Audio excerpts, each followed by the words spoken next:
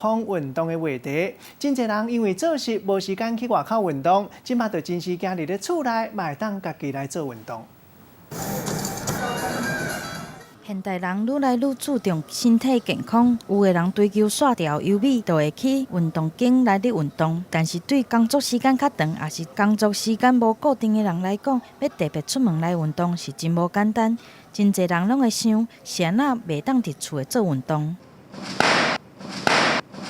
这几年来，瑜伽已经变做是真侪人运动的选择，唔免伤侪工具，就会当伫厝内来做运动。一定要基本先准备一张瑜伽垫，那不要太软，然后也不要太厚，那也不建议在床铺上，还有像这样子的一个瑜伽砖块这样子。想要伫厝内做运动，瑜伽小撇步即马报你知。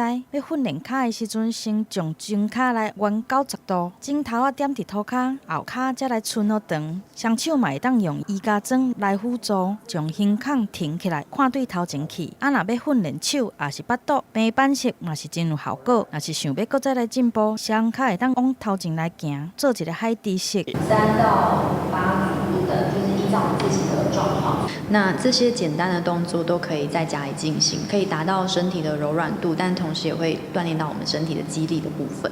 瑜伽老师嘛提醒，伫咧厝内做运动，除了爱注意运动空间，嘛爱注意个人运动的状况。身体若是无爽快，就爱先停落来休困，才会当避免无必要的运动伤害。记者综合报道。